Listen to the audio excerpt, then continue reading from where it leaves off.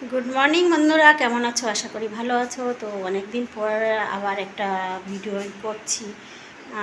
তো মেয়েকে তো 6 তারিখ আমি এসেছিলাম, 7 তারিখ আনতে গেছিলাম, 7 তারিখ হাওড়ার থেকে নিয়ে এসেছিলাম।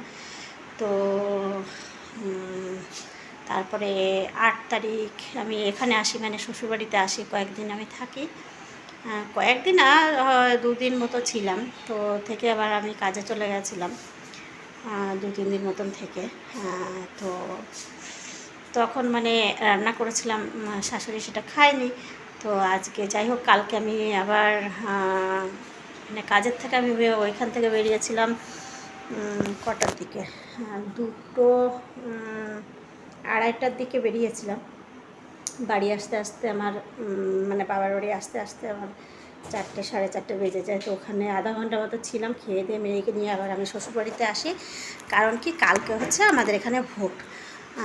তো ভোট দিতে এসছি। তো আবার আমি 2-3 দিনের হয়তো হয়তো না, মানে 3-4 দিনের ছুটিতে আবার এসছি।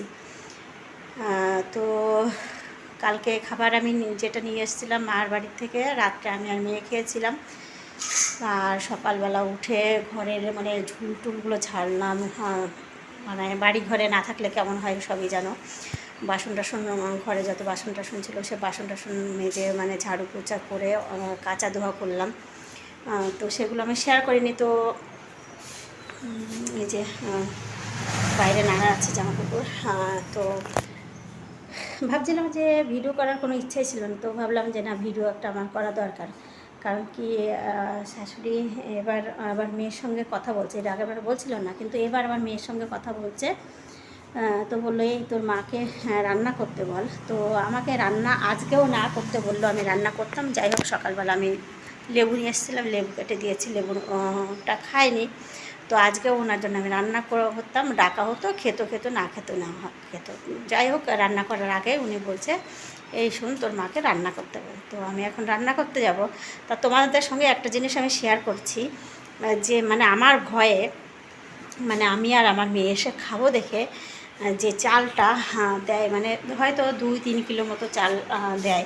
তো সেটা হচ্ছে তোমাদের সঙ্গে আমি একটু না শেয়ার করে পাচ্ছি না। এই যে এই দিয়া এবার ধর হাঁড়িটা কুলোটা নেই। তো না শেয়ার করে পাচ্ছি না, কারণ কি আমার এগুলো শেয়ার করা দরকার। যে আমার সঙ্গে কি করছে কিনা সেটা তো অবশ্যই দেখানো দরকার।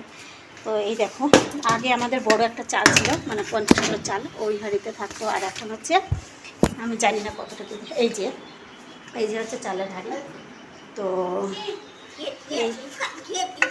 এই যে চালের হাঁড়ি, তো এই চালগুলো আমি দেখাবো। মানে চালে পোকা ভর্তি। তো পোকা ভর্তি। তো এই পোকা শুধু চাল তো আর দোকান থেকে কিনে আনেনি, চালটা কিনে রাখা আছে কোনো বাড়িতে। তো সেখান থেকে মানে আমার ভয়ে এই ধরো এই একা খালি করে চাল দেওয়া হয়, এটা শেষ হবে তারপরে আবার দেবে। তো সেটা আমি তোমাদের সঙ্গে ব্যাক ক্যামেরায় দেখাচ্ছি, কারণ চালগুলো আমার ঝাড়তে হবে, না হলে রান্না করা যাবে না, এর মধ্যে অনেক পোকা আছে। তো দেখো, দেখতে পাচ্ছ হাঁড়ির সাইড থেকে এই যে রোদ্রে দিলে আরও বেরোবে,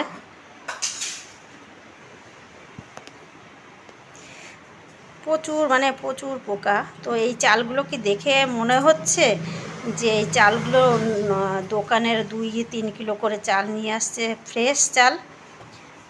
এই চালগুলো দেখে মানে শুধু আমাকে, আমার মেয়েকে থাকতে দেবে না এখানে, খেতে দেবে না আমাদের, সেই জন্য সব এই প্ল্যান হচ্ছে।